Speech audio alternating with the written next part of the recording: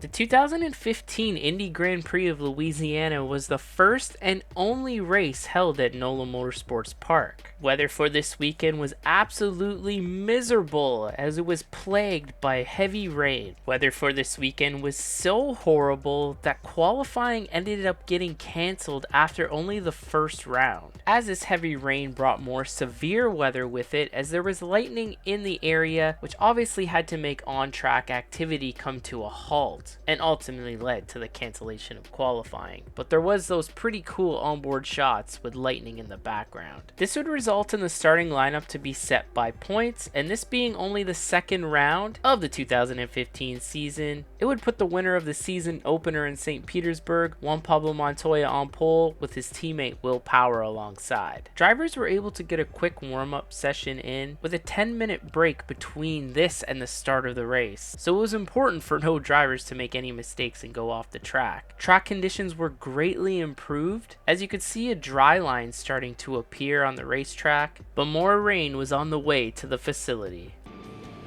NOLA, New Orleans Motorsport Park, Indy cars rolling out of pit lane. That means the green flag just a few laps away. Looks like a bit of a problem for Tony Kanaan getting the number 10 started. Crew guys now have him underway, and so the field now rolling down pit lane onto what is a damp racetrack. I won't say very wet. What seems to be a nice window of weather. The cars leave pit road, ready to go. Tony Kanaan had a little minor issue there, but no major problems. And Juan Pablo Montoya would lead the field to green for the first ever race at NOLA Motorsports Park in Louisiana. Through the last couple of corners, through turn 13, it's Juan Pablo Montoya, the winner from round number 1, on pole in his red and white number 2, lined up alongside Will Power. Power hungry for a victory. And the green flag flies. We are racing in New Orleans. And he tucked right in behind his teammate as they come down into turn 1, looking for a clean start. Big spray down to turn 1, looking for grip. Finding the braking outside. Hawksworth slides a bit wide. So does Felipe in the green and gold number 20. Very clean through turn 1, and Kanaan off. Kanaan's off, but he keeps the wheels straight and his eyes up. Great save. That is so easy to spin the car in the blue car, but Montoya is just walking away with clear visibility. You could see just how wet and muddy some of the grassy areas are on the side of the racetrack. So that just drastically puts more pressure on these guys not to make an error and get off the track, because it's definitely going to be hard to recover from that, if at all, and more likely you're going to get stuck. Also on this first lap, track conditions definitely varied throughout the facility, as some areas of the track seemed pretty dry while others were still very wet. And those conditions are definitely tough for the drivers, but definitely exciting to watch. By lap 10, the two Penske drivers have checked out from the rest of the field, and surprisingly, this race has been pretty much incident-free so far, with only a few drivers running wide in some of the turns, but not a single major incident to this point despite the conditions. With the improving track conditions, the very next lap we would see our first takers to change to slick tires, as 6th and 7th place respectively. Tony Kanaan and Ryan Hunter-Reay would enter pit road to take on a fresh set of the red Firestone slicks. PT, the bite looked pretty good just getting off pit lane with the reds. The concrete's dry, but this track is still pretty wet, so we really got to stay on this and see if they can make it around the first lap. This is brave move. And this is the most treacherous part of it, getting these slicks up to temperature. Over the next several laps, more and more drivers would follow suit to put on the slick tires, but Juan Pablo Montoya and Will Power, who were pacing the field, continued to be out on their wet tires that they started the race on. But unfortunately for Tony Kanaan, one of the first drivers to put on the slick tires, he would find himself in trouble, looped around in the grass, and surprisingly he was able to get that car back out on track and to not get stuck in the mud, which seemed almost certain with those slick tires on and the condition of that grass. Here's a look from Tony Kanaan's onboard. It's the final 2 corners here.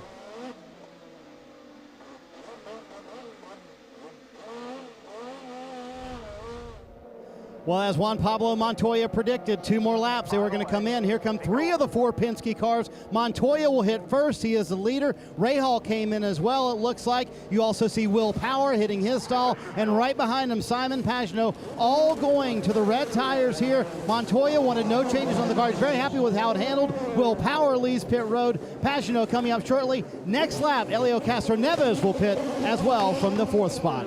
As they were showing the replay of what happened to Tony Kanaan, the leaders would hit pit road to put on their slick tires on lap 14. Helio Castroneves would take the lead of the race, and he would lead 1 lap before coming around to pit the next time around. As well as all the remaining cars that have not pitted yet would come in and put the slick tires on, as the track was very dry at this point, and Juan Pablo Montoya would cycle back to the lead. But as all these stops were being completed, Gabby Chavez would run into trouble. And Scott Dixon straight out of pit lane, and a problem for the 98, Gabby Chavez.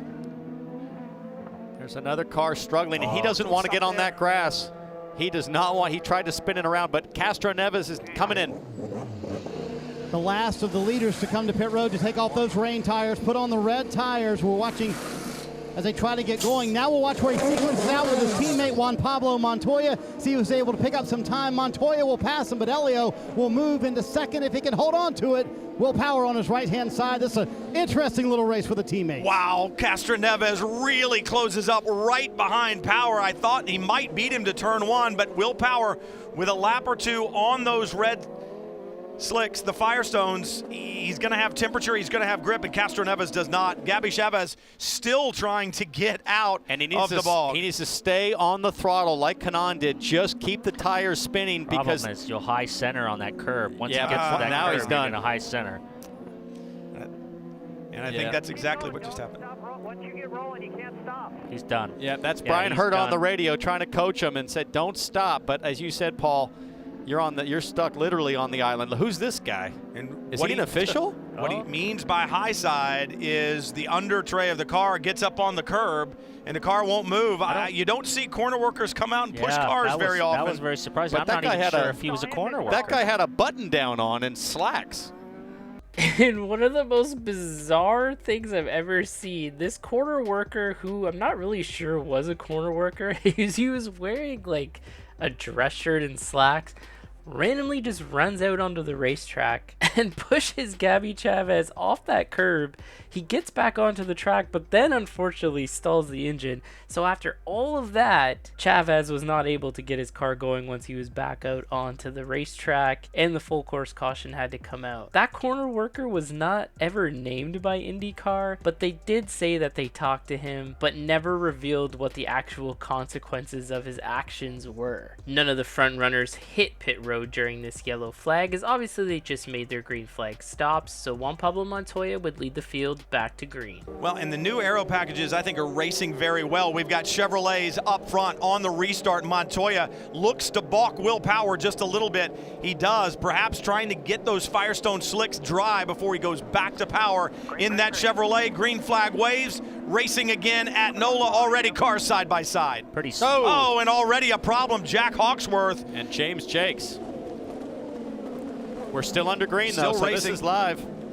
Down into turn 1, you see Graham Rahal in there as well, and now a problem in 1, and I see some bits of front wing there as the pretty crazy re-entry into the racetrack. That's Francesco Draconi with a problem in turn 1. He started most of that, I think, down there, but side by side.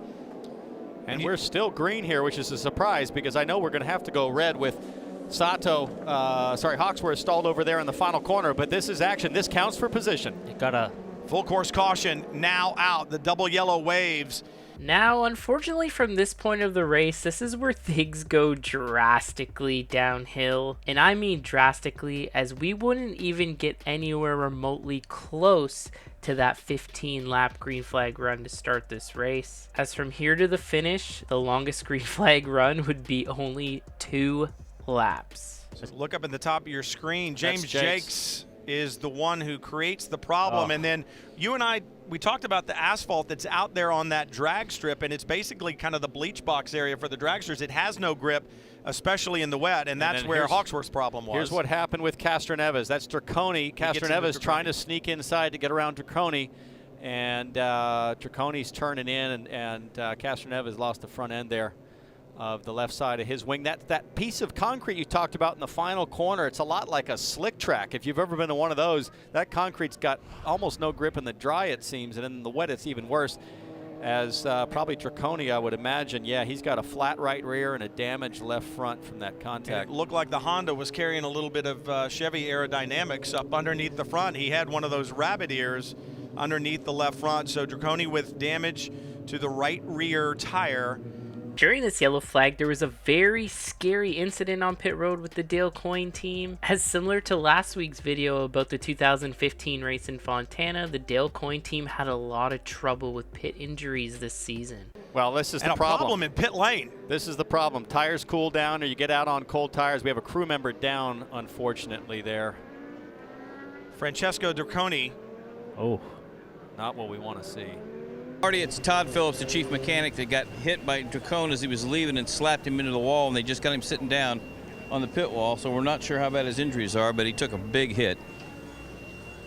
He's talking. He's just not, you know, he's conscious and everything. I think it might be his leg. I just can't see. There's so many firemen in the way. This video was posted after the race on what happened, and thankfully the pit crew member Todd Phillips escaped this situation with only minor injuries, as he only had to receive 6 stitches due to the impact of the car, as it looks pretty brutal. Also during this caution, something interesting happened with the Chip Ganassi racing team, as they swapped the fueler around between 2 of its teams, which is something you don't ordinarily see in IndyCar, but has happened occasionally in NASCAR.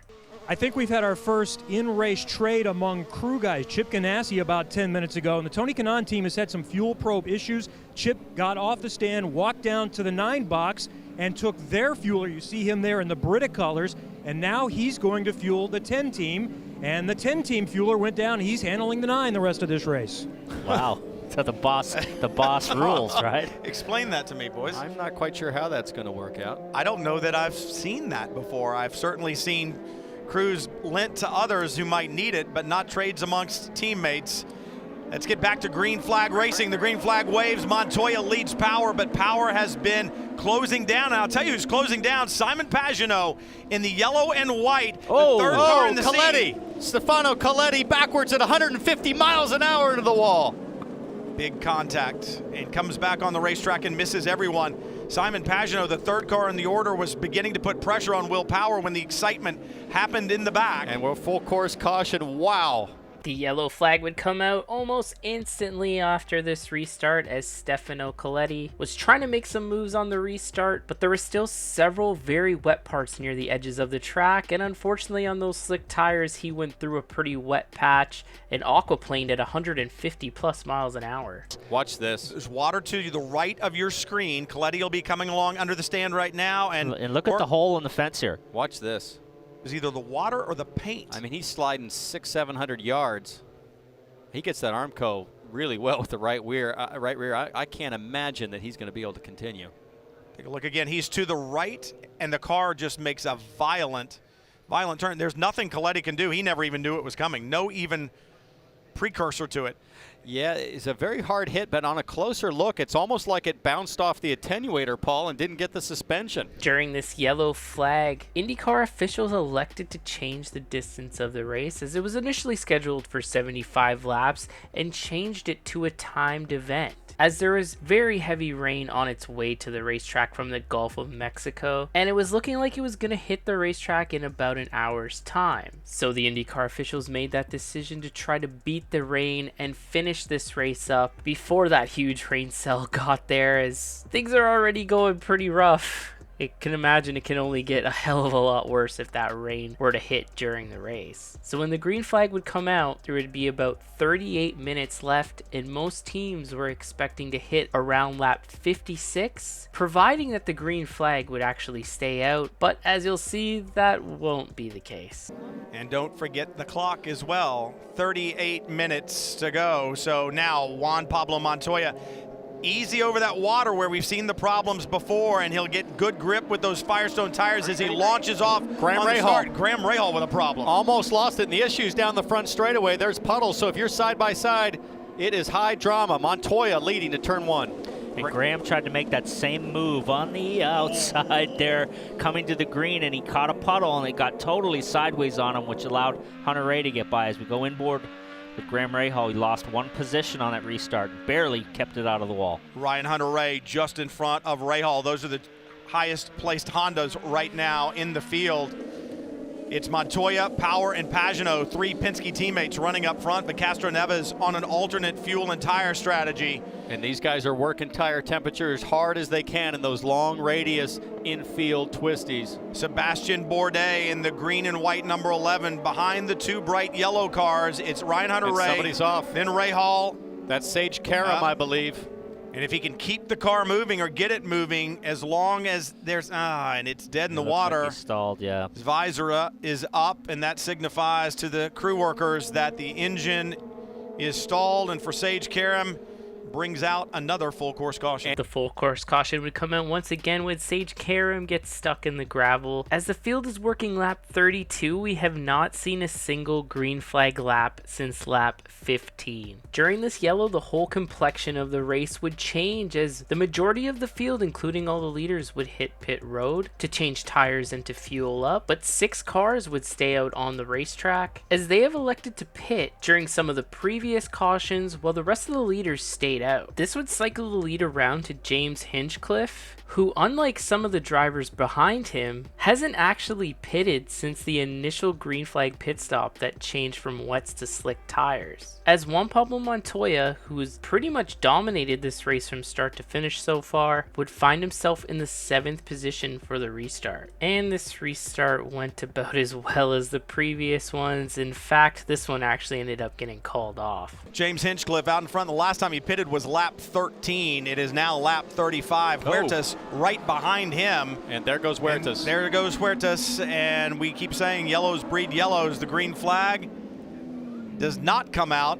It stays yellow because of the problem with Huertas onto the front straightaway. Castroneves, Jakes, the rest of the field moves forward. And the problem is that you've got a big puddle right in the last corner where everybody's trying to get to power. Helio Castroneves right behind in his Penske Chevrolet. Castroneves will beginning to put pressure, and you got to think that for Hinchcliffe, he's going to have to run pretty lean on the fuel to get it done. So Hinchcliffe takes off at the drop of the green. Right behind him, Castroneves. You look back to the next 2 cars in the serial having a great run. James Jakes in the number 7 out in front. Tony Kanaan in that bright blue right behind. Kanaan now in his number 10 beginning to put pressure on James Jakes. Kanaan, the restart master, wanted that position badly, but Jakes fought back, and now he's right on the tail of Castroneves. And our screen lit up like a Christmas tree as everybody was on push to pass, knowing that this could be the final chance to make positions. Here's where it's going to get tough, guys. As they get to the backside of the track, you've got that big puddle in the fast chicane. Well, we could be looking at a Sam Schmidt. If Jakes gets there, a Sam Schmidt 1-2, which is probably the first time ever. And this is not what James Hinchcliffe wanted to see. He wanted to see another waving yellow on the restart. Everyone behaved and got through cleanly, at least for the first portion of this lap, as James Jakes now beginning to put pressure on the red and white number 3 of Helio Castroneves just in front. There's that little puddle still. You saw Castroneves got a big wiggle. This is where it's tough. All of that has allowed Tony Kanaan, the 4th car in the serial, the bright blue number 10. Montoya. And look at Montoya in the number 2. Getting past Will Power, and you know that has to get into Will Power's head. It was Montoya who stayed in front to take the victory at St. Petersburg. Very frustrating for Will Power. And finally, after an absolute eternity, we would finally see a lap completed under green flag conditions, but that would change relatively quick on this very next lap. We go yellow again. What can James Jakes do? And now a problem. It is Sage Karam once again with a problem onto the front straightaway, stalled there, brings out the full course caution. This is what James Hinchcliffe needs. Sage Karam got spun around, but no major contact as he just needed to be refired by the officials, so this was a relatively quick caution of only 2 laps. So James Hinchcliffe would lead the field back to green relatively quickly. James Hinchcliffe rolling the dice, betting it all that they'll have enough fuel in that Honda-powered IndyCar that he's piloting onto the front straightaway for the restart. Green flag waves. We're racing again in New Orleans. And he gets away. Hinchcliffe got a great restart. We see second and third here. Oh, Simona Di Silvestro looks up the inside. That's not going to work, but Castroneves. Jake's pushing on him. Castroneves past James Jakes, holds that position. Simona Di Silvestro got another fantastic restart. Just ran out of dry pavement. Tony Kanaan now putting pressure on the back of Di Silvestro. Your ride with Kanaan. When you sit this low to the ground as you do in an IndyCar, it's impossible to see those puddles as you're racing up behind somebody's gearbox. That's Bourdais, Hunter-Reay, and Simon Pagenaud. Big contact into the tires for Bourdais. 3 cars at least are off. Ryan Hunter-Reay, Sebastian Bourdais. I don't really think there's much damage to his car. If he could get it in gear, if he can get it in gear, he'd stay on the lead lap. But that one's the not. 22 of Simon Pagenaud. Pagenaud, belts off, steering wheel off. He's climbing out. He does not look happy. He's mad at somebody, so he's not waving to the fans. I promise you that. A huge accident between Simon Pagenaud, Ryan Hunter-Reay, and Sebastian Bourdais would bring out the yellow flag once again. This was definitely the biggest accident we've seen throughout the day, and Simon Pagenaud was visibly upset as he got shoved off the racetrack by Ryan Hunter-Reay. And with only 7 minutes remaining, it became pretty unlikely that this race would get restarted with the amount of carnage that just happened. See if we can see what happens. So he's off on his own. Yeah. Was he off on his own, or was it contact with Hunter-Reay? Jeez. That impact from Hunter-Reay's car to Bourdais. It looked like Simon was going to the outside of Hunter-Reay. The question is, when did he get there? How long was he there, etc.? So you're on board with Graham Rahal. You see Pagenaud on the outside, the car to the right up front. Had no room, and then comes back across. He ran out of room at the exit, and I'm not sure if he ran out or but Hunter-Reay don't forget, Hunter-Reay had a car to his left. 3 wide on this track. You know, Hunter-Reay's there. He knows Bourdais on the inside. You know, so that attenuator that nearly got into the side of the tub where Bourdais' head is. It's hard to put a fault on anybody there. That's 3 guys trying to go for it, but thinking they're leaving each other room. Ryan Hunter-Reay has given up the ship now, and he has climbed out, so his day is done. This incident would in fact bring an end to the race, as there was just not enough time to clean it up to get a green flag lap in before time expired, and James Hinchcliffe's team, who played this strategy absolutely perfect with the amount of yellows and basically non-existent green flag laps, they were able to save enough fuel to keep his car out front, and all he had to do was make it back around on the white flag lap behind the pace car to pick up the victory. But for James Hinchcliffe, onto the front straightaway for the final time. In the Big Easy, it was not easy today for James Hinchcliffe. His 4th career win comes with Honda power at NOLA Motorsports Park. James Hinchcliffe wins in New Orleans. It's his first race win since 2013 in Iowa. 3 of his 4 wins. Good call. That was awesome. Thank you. Thank you. With Hinchcliffe's victory, Juan Pablo Montoya, who had the dominant car all day when the green flag was actually out, would have to settle for 5th.